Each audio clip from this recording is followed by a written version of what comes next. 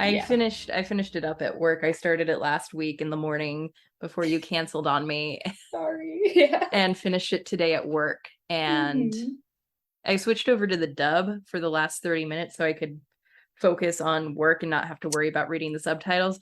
Well, fucking joke's on me, right? Monster language. It was.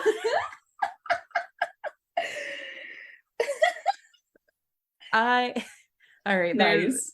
Hi, welcome back to Real Show. This is your host, Samantha, and I'm joined as always by the Stormy Skies. Yo, what up? Hello. Speaking of stormy skies, it's fucking windy today. Same. It's fall. First day of fall was yesterday. Like it actually, and it's like 60 degrees now, and it's very nice. It's very nice. It's nice. It's gonna be cold for the rest of the year. That's what I said. Hell yeah.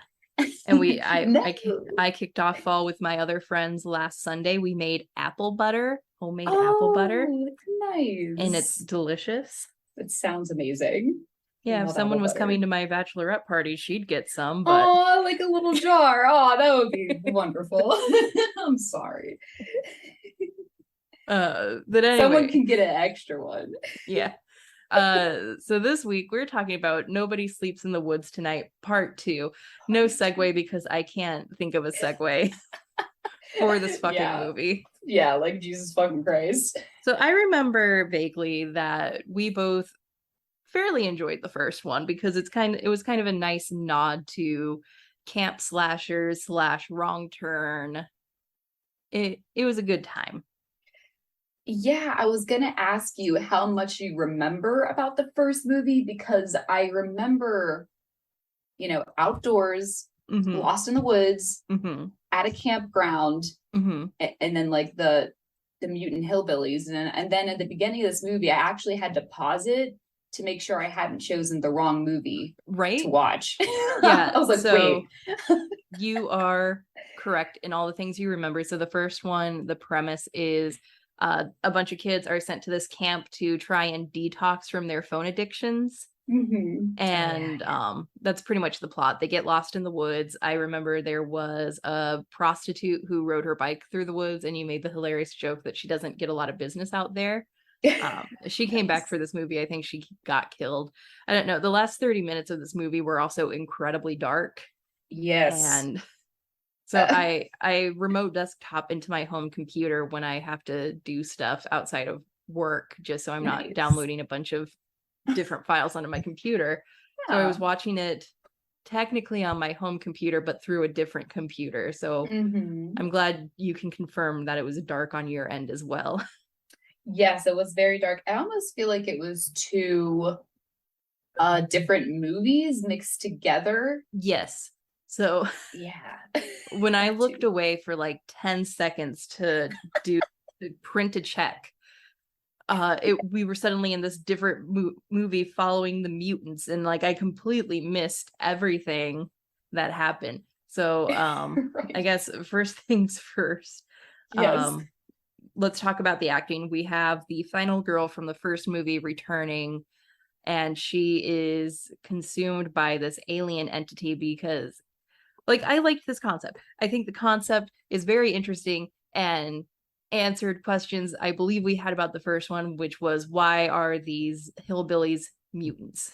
Yes. It's not that they're mutants, they're possessed by like a meteorite? Yeah, like a symbiote for those who are into Spider-Man. Yeah. Yeah. And that I think that's how these hillbillies look like they do. Just like disgusting. Yeah. She's the only survivor from the first movie, so she's our tie-in.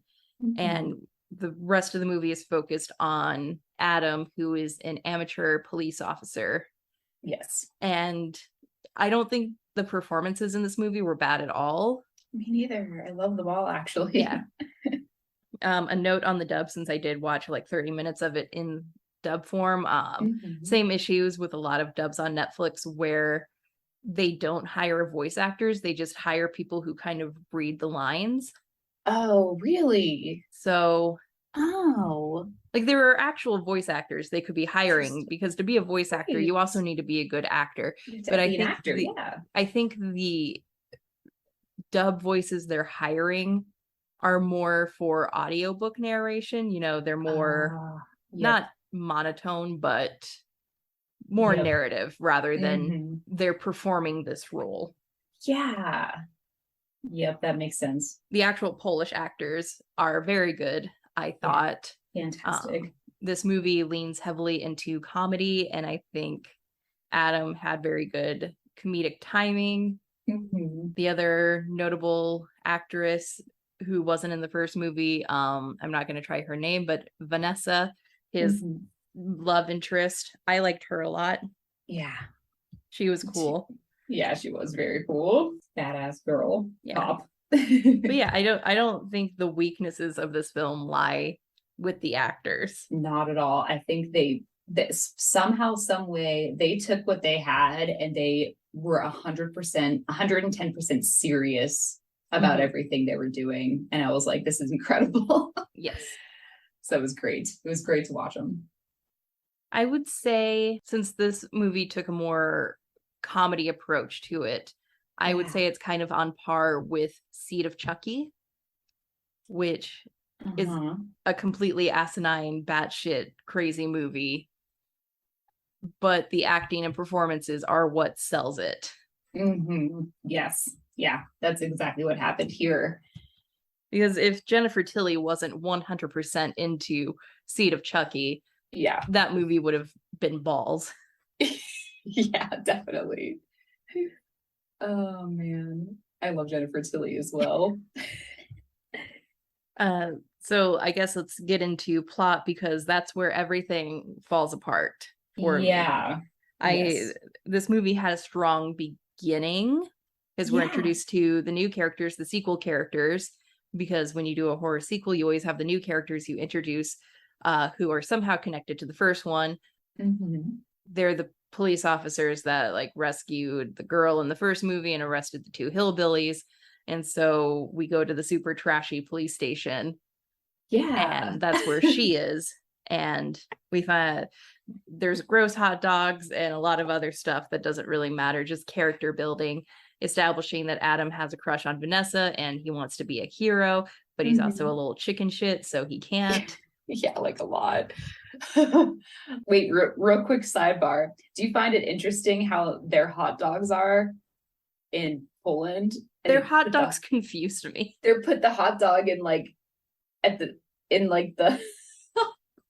hot dog bun. Like, I can't even describe it, but you saw it. Like, the hot dog bun isn't split, right? There's a hole that they stuck it into. There's a hole in the top. It's almost like, I think of a corn dog, but like with the no stick. And with the bottom cut off, and you eat it like that. Yeah, no, it was very confusing for me. I was like, is that their hot dogs? So that's always interesting to see. I'm not going to criticize Poland, of all places, on how they consume their sausages. Yeah.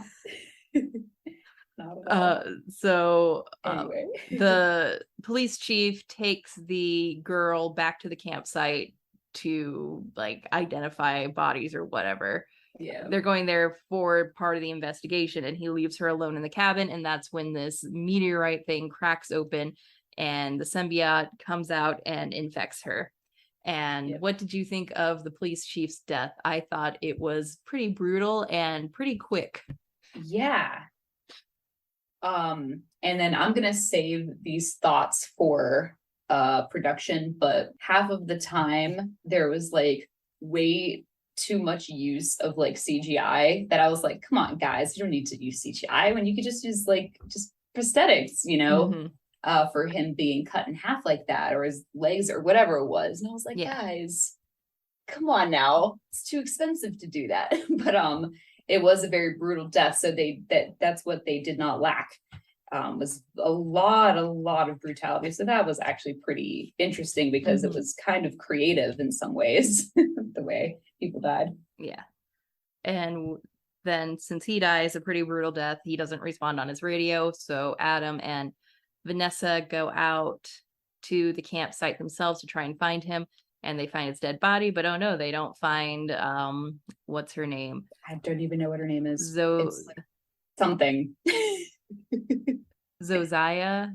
Yeah, something. I'm taking German, not Polish, so I'm probably mispronouncing a lot of these. It probably sounds could be kind of similar. It's very similar. We all have the same ancestor language, so Latin. Nope. Oh, we are not a Latin language, Stormy Skies. We are a Germanic language. Germanic. There's a lot of Latin influence in English because of when the French invaded Normandy and England was ruled by France for like 100 years.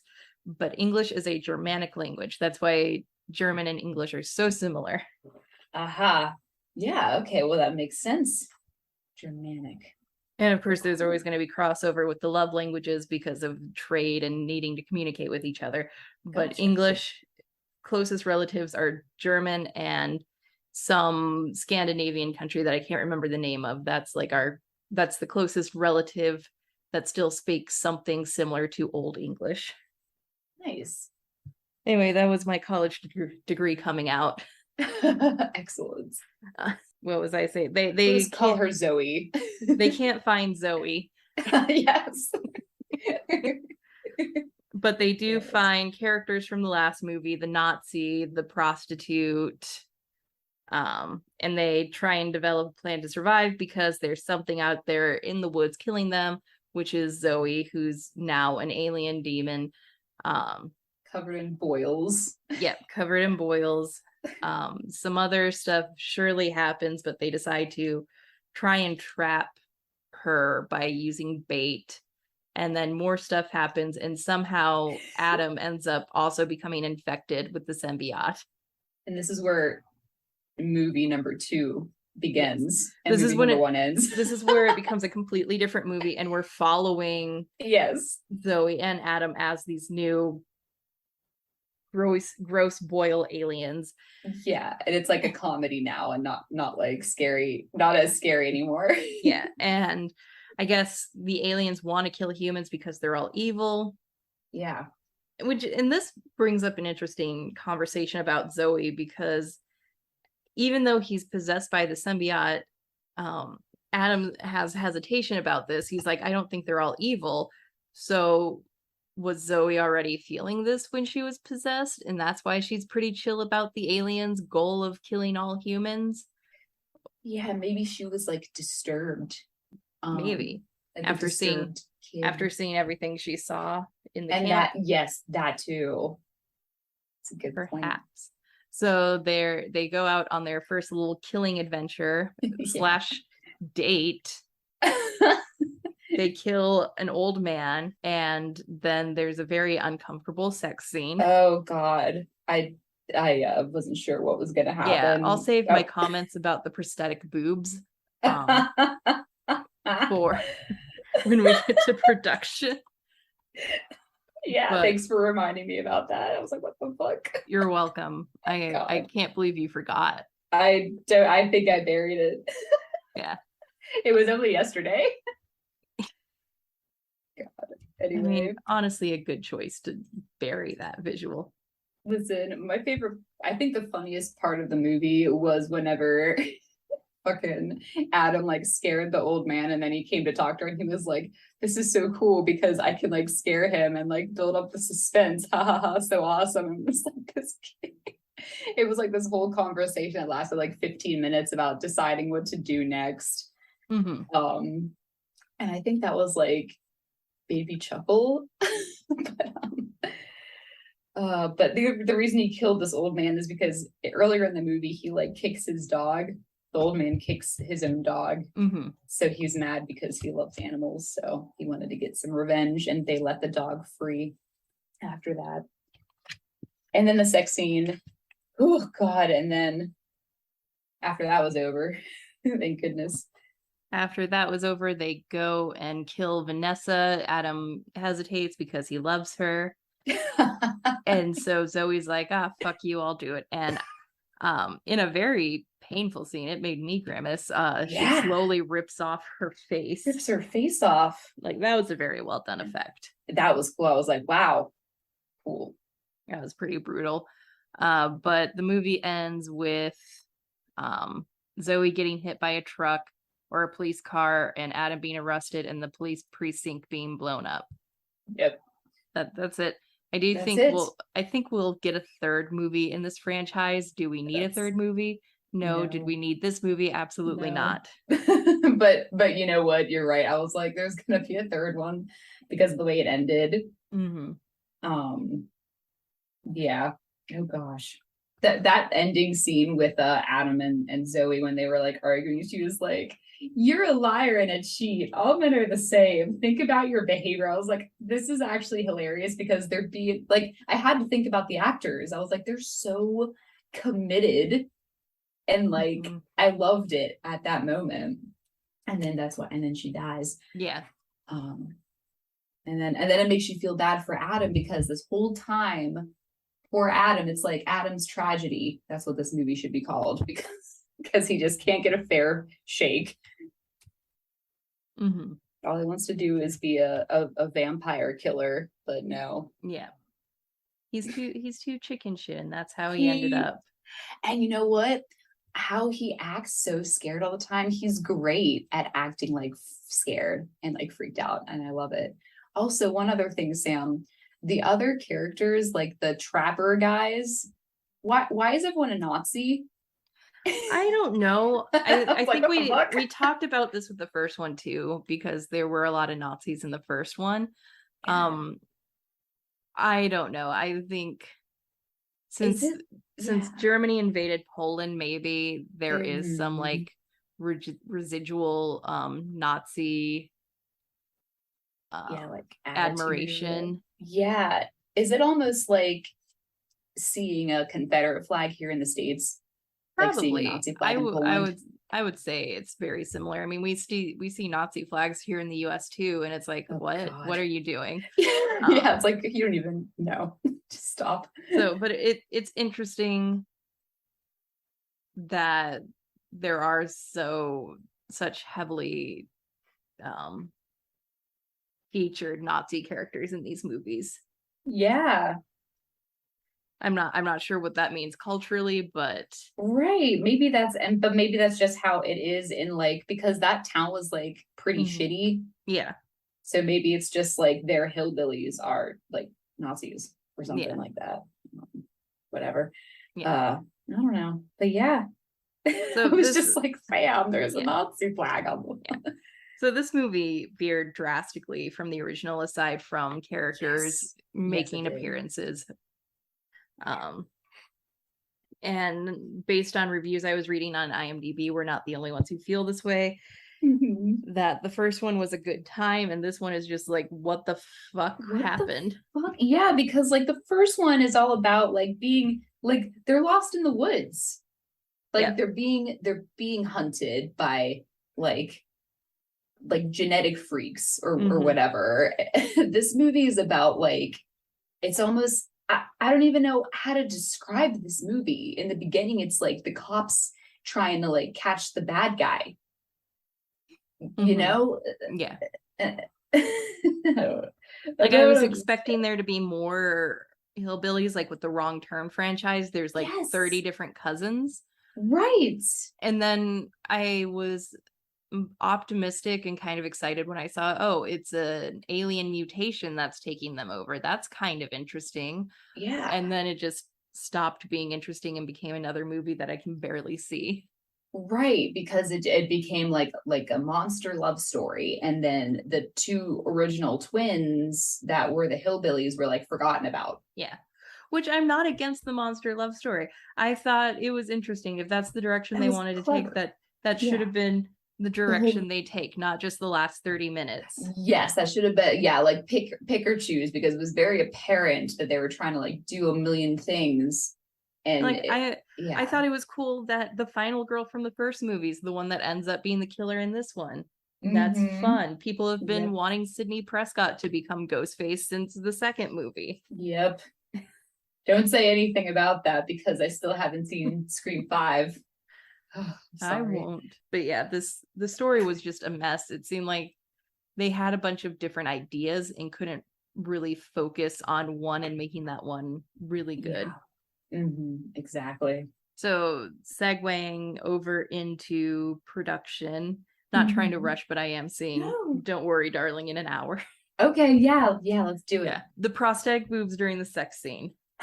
I have the screen pulled up right now on my computer.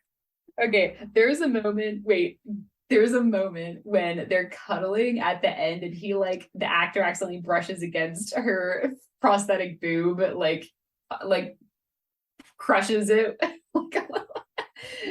Yeah, okay, go ahead. Yeah, so I can't actually zoom up on the movie. It'll only zoom in on like the Netflix control panel. But I'm gonna analyze what's wrong with the boob. Is they put like this pointy part on the bottom of her real boob, so I can see clearly where her real boob is. Yeah, and they didn't even cover up her nipple. I'm looking at her real nipple, but there's another nipple down here. So it's oh my god, really? Hold on, let me see if I can share your screen. I don't know if copyright will allow me to, but God. I will try. Okay. Where's the fucking share screen option?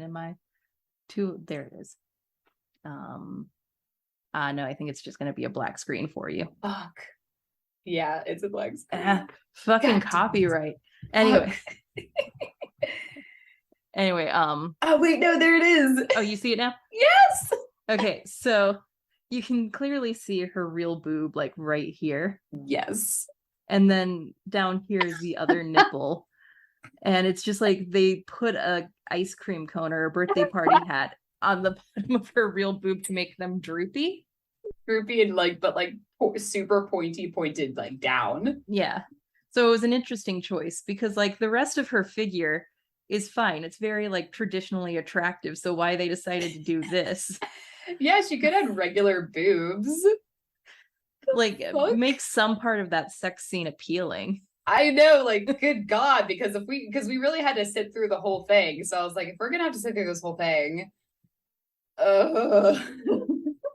it was uncomfortable because then you saw their faces, and I get it was supposed to be funny, like a comedy scene, but it was very uncomfortable to watch. It was because it wasn't like there was no like comedic relief during. Mm-hmm. Because the music playing was like not funny. It was like sensual music. Yeah, it was sensual, and they filmed it to be intimate. Filmed it in an intimate way. Like I think the comedy they were relying on was coming from the fact, look at these hideous monsters having sex, but really that just made it uncomfortable. It just made it way uncomfortable because it was too much face time. Mm-hmm. Like I don't want to see their faces that much, and it was filmed in a way where like you couldn't hear them because it was just the music, so it was like even more sensual. Like, oh god, yeah. Yeah, it was seriously, is this happening right now? Yeah. But on the topic of the music, I do like the music. I love the music. It's very nice, and the cinematography, other than the last 30 minutes where I couldn't see a fucking thing. Yeah. I thought it was beautifully shot, and I thought the last movie was beautifully shot. Again, the problems with this movie come from the lackluster script. Yeah, definitely. I feel like there wasn't a lot of things said. Yeah. That mattered. Yeah. But the gore was very good. It was good gore. It was very good. There was times when they didn't need CGI, but they used it anyway, but it was still good gore overall. Yeah. Like the face ripping scene. Yeah. That was brutal. Like they got that very right. Mm-hmm. Yeah, that was fantastic. It was nice and slow because ripping off a face with your bare hands is going to be slow. Yes. It's not going to happen immediately. You got to be patient. Listen, I've got a question about a death. It was the death of one of the Nazi guys, like the trapper guys. Mm-hmm. The one that like got both his hands cut off. Yes. Died. But like it didn't seem like his stumps bled to death, bled out. So I don't know. I didn't think he needed to be dead. I guess he just had a heart attack. I don't know. So I thought that was a little strange of a way to go. I will complain once more about the sex scene. Okay. Because this is Poland, and I don't know if Poland is like France, but I'm going to assume it is for this complaint, where, you know, it's more socially acceptable to just show full peen. Like, yeah, I was going to say if they are, that's what I wanted to mention too, because her prosthetic boobs because it looks like they're wearing like skin suits or something. Mm-hmm. Let's see, how does his penis have a weird thing on it? Yeah, if they wanted to go full comedy, they should have shown me his peen. Because that's what I was thinking about. The rest of them are covered in warts, and boils. What does the peen look like? What does the peen look like? Does it look like the pointy boobies, or is it a regular peen? And like, also, he clearly has no girlfriend, so this was his first time. Yeah. So why was it like he already knows what to do? Well, he didn't do a whole lot. He just kind of laid there, but I guess he did know kind of you know what I to mean? do. If they wanted to do funny, they could have been like, oh, well, he doesn't know what to do. Ha ha. So it could be like a silly, weird, awkward thing that's more realistic. Instead of like this intimate 5-minute scene, like 30 seconds, and it's done. Yeah. I was like, wow, I can't believe that there was a sex scene. I couldn't either. I was shocked. I work in a church. Because like the thing that happens immediately before this is like he kills the guy, he stabs the guy, and then she kisses him, and then smash cut to them naked in bed together. And I was like, oh fuck. Yeah. It wasn't even a sexy kiss. It was an awkward kiss. It was awkward, but then it was like God. Choices were made. Yeah. And I was like, they could have been doing other things in the movie at this point to kind of like move the plot along. Mm-hmm. I know that they wanted to take this moment for him to say the thing he said, which was like, I finally found my place in the world because I'm a monster now and somebody had sex with me and I killed somebody. So all these things. I'm like, dude, I don't know. I don't know. God, I don't know. And then it just all downhill from there. But the kills are good. The kills are good. I will not take that away from them. No, and the actors did. They knew it wasn't going to be the best, but they're like, we've got to do it because it'll be fun and silly, and let's just go for it. And they went for it. Mm-hmm. So good for them. Yeah, they did care.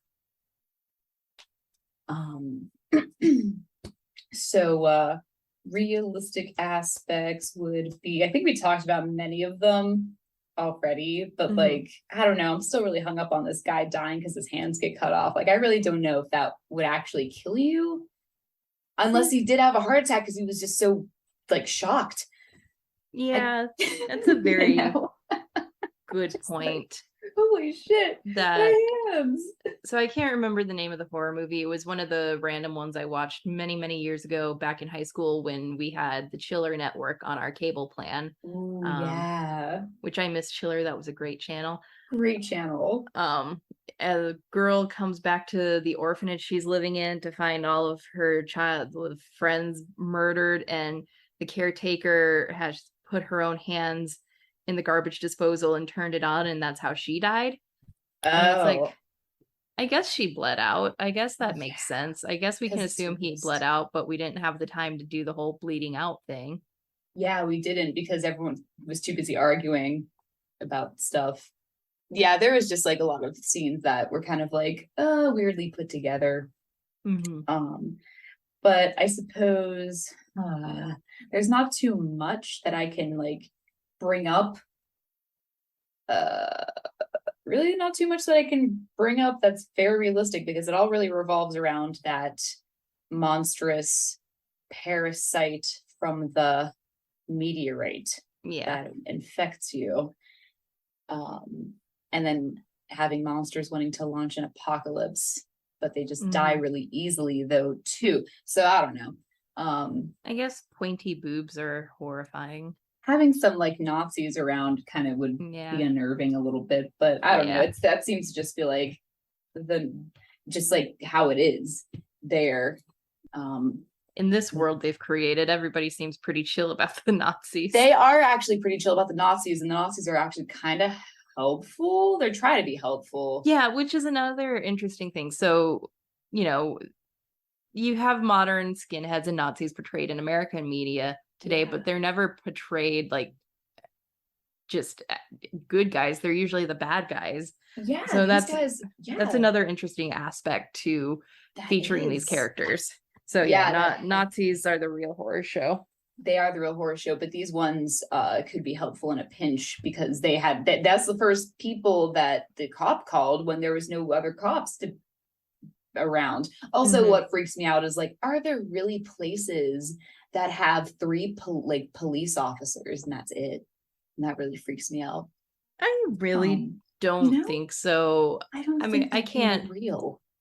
I can't speak for every super small town in the Midwest, but in my super small town in the Midwest, which has a population of like 1,200, we had a fairly full police station, like 10 to 15 police officers. Yeah. So I don't know. Because I don't know how you could function with 3. I don't think you could. Don't you need like a minimum of like, I don't know, like 5 or 6? Probably. In case one dies or 2 die. I don't know. But that's that I always like think about stuff like that when I'm just like, oh yeah, sure. There's one cop for like 100 miles. Like, sure. I don't think there's any other realistic aspects I can bring up. I guess the guy like kicking his dog, that's rude. Yeah. Oh, what would be freaky? Being with the sheriff and then having to like go in the old house where like your friends died and stuff and you were attacked, but then him having to use the bathroom, so you get like he handcuffs you to the bed and you can't go anywhere. But you're fucked at that point. So that was actually kind of an anxious moment. Okay, I think that's it. I think I dissected everything. Everything else has nothing to do with reality. So yeah. All right. I would give this movie a what the fuck did I just watch? What the fuck? Yeah. Because when the sex scene happened, I was like, what the fuck? I was like, why? And I was like, I have to watch this because I love real horror shows. Watched it. Oh god, it was so disgusting. Yeah. Yeah, it was a rough one. It was. I'd rather watch anything else, but okay. But anyway, so I learned that, just real quick, that what we learned is that don't do that in your movie. Yeah. The cone boobs, please. If you want your monsters to have sex, make it funny and hilarious, or just don't have it at all, because that was like way too intimate. And I couldn't break away from like what they were trying to like serve up. So yeah, God, I agree. That did fuck me up, but in a bad way. So what the fuck did I just watch? F for what the fuck. Can't wait for the third one to come out. See what the fuck they're gonna do. Yeah. Completely different from what we just saw and the first one. I'm sure will not come full circle, so we will just have to see. It'll be a completely standalone thing. Yep. Oh man, any other comments before I do the outro? I don't think so. All right, I think we've said it all. I think we said it all, honestly. So I you know what, sometimes I wish that we did like video recording of our stuff and like put it on YouTube or Patreon, just because of the fact that you're able to share your screen and do like a diagram of like the boob and what the problem was. I think that's good advertising for the movie, because now other people will watch it just to see what the fuck we were talking about. Yeah, we won't tell you exactly when it happens, but it does happen. But you definitely should watch the entire film so you like get what the fuck is happening, because you kind of have to have a little bit of understanding. Oh, okay. So, Real Horror Show was created by Sam Odie and Stormy Skies and is directed by Sam Odie. Today we learned that if you want to make a horror movie, just like don't do the monster sex if they look like that, and don't make it so intimate. Oh my goodness, that really was awful. Okay. If you're a monster, just don't have sex with your monster girlfriend. I don't know. So, anyway, don't let her make you a monster. Like what you hear? You can find Real Horror Show on Spotify, TuneIn, Google Play Store, Stitcher, iTunes, and Pandora. Really, really like what you hear? Follow us on Twitter at Horror Show Pod, or search for Real Horror Show on Twitter. Follow us on Facebook at Real Horror Show. Like our page and share our stuff. We also have a website that all of our written reviews and podcasts can be found, realhorrorshow.com. Want to interact with us? Want to make sure we're real humans and not space vampires? Comment on our website or email us at realhorrorshowpodcast@gmail.com. Want to argue with us about something? Or do you think you have a really great horror movie review that you're dying to share with two random strangers from the internet? Submissions are open for movie reviews. Check out the submit page on our website and follow the rubric before sending us anything. If it's not done according to the rubric, it will be disregarded. Sorry, not sorry. We love horror, and if you're listening, you do too. Please help us keep our project going by visiting our support page on our website, where you can make a one-time donation via PayPal. We also have an Amazon wish list if you feel like buying us something tangible will help convey your love more than a monetary donation would. Also, you can find the Buy Us a Coffee button on our website. It's a button you can click that will pay us the amount you would need to buy us a coffee. A little bit goes a long way. Sometimes we can't help out artists monetarily, and that's okay. But simply liking, sharing, retweeting, and even giving us an awesome review will help us out tremendously. Any other pertinent news? I'm seeing Don't Worry, Darling tonight, so I'll have a lot to say about that at the mini show. Oh yeah, that is really, really cool. I'm so excited to hear about that. And also I keep seeing this promotion about the new movie called Knock at the Cabin, which is an adaptation of the Paul Tremblay horror novel called The Cabin at the End of the World. Ooh. So that's actually pretty cool because he's a fabulous author. And honestly, I read a couple of his things. I didn't care for Cabin at the End of the World as a novel, but I'm really interested to see what the movie will be like because it's M. Night Shyamalan, yes. I didn't want to say it wrong, but he's directing. Ooh. So hey, it can't be that bad. Okay. So just doing horror movie stuff because it's horror movie season, baby. Okay. Our outro song is called Creepy Doll by Jonathan Colton. Thank you, fuck off, and have a swell evening. And this is Real Horror Show signing off. Bye. Bye-bye.